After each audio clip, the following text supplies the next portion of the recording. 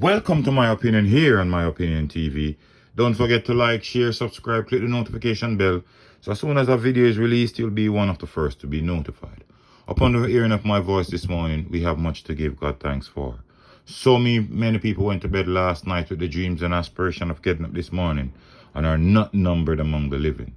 So, whatever your circumstances, whatever your situation, as long as you're breathing, you have much to give God thanks for.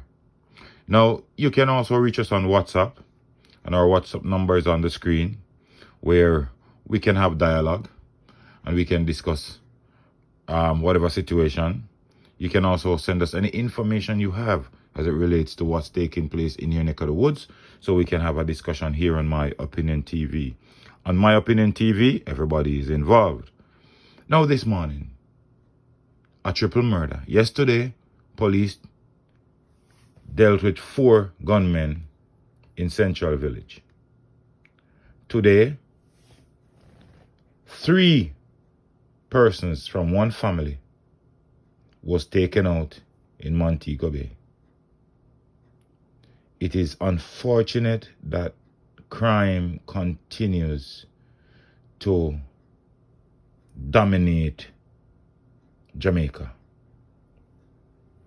It's unfortunate when we have situations like these. And according to the Jamaica Observer, it says an 11-year-old girl and her 19-year-old twin brothers were shot and killed at their homes in Irwin Heights, Montego Bay, about 7:30 p.m. Wednesday. A baby who was also in the house was unharmed during the attack. The young girl has been identified as Peter Gay Cook, while her brothers were identified as Javon and Javon Stewart. Police were at the scene late into last night. According to sources, the siblings were inside their house when gunmen entered and opened fire, hitting them. They died on the spot.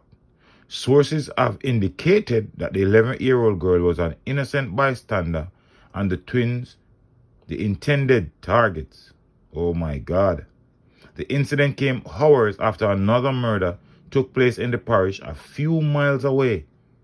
About 7:20 a.m., Andre Fullerton was chased and fatally shot by unknown assailants in the community of Orange. Investigations are underway in both incidents. If what I'm hearing here is true, you see why there can't be no ordinary laws in Jamaica to deal with these criminals, these brazen, these heartless animals. And I'm not talking about animals that can be tamed. I'm talking about animals that are deep into the wild, wild west, wild forest. These are the type of animals heart that these criminals have. An 11-year-old girl, life was snuffed out because she was an innocent bystander. Twin brothers who was the intended target. I don't know what has happened, but so many youths are being misguided today. So many youths are striving for to be a don, a bad man thing, a scamming thing, a chopper thing. These are the demeanor of these youngsters these days. Where are the parents of these young people? The 11-year-old, I don't know what to say. If she's an innocent bystander, there's a possibility she could have been going on her way. She could be talking to these youngsters without even knowing that they were marked for death. And it seems as if no matter what the strategies are to bring down crime, these criminals are hell-bent on creating havoc. It was such a refreshing feeling yesterday when the police took out 4 of them in Central Village. One of the 4 that was taken out by the police was a 16-year-old. And the thing about the killing from Central Village is that 3 of the men does not originate from Central Village. So what has happened is that these persons bring persons from outside to help them fight their fight. It was such a good feeling to know that the police cornered them and took them out. It's just a pity that when these hoodlums went to kill these twin brothers and the 11-year-old girl, before they committed the act, they should have run into some police Since you are also hard-bent criminals and you're a top shot and you're a shooter, shoot it out with the police. Those are the ones who are trained to defend, secure, and reassure. And since you are the ones that are hell-bent on creating problems, mayhem, and misery, take on the police. But no, they are a set of cowards. They are a set of cowards. They won't take on the JDF.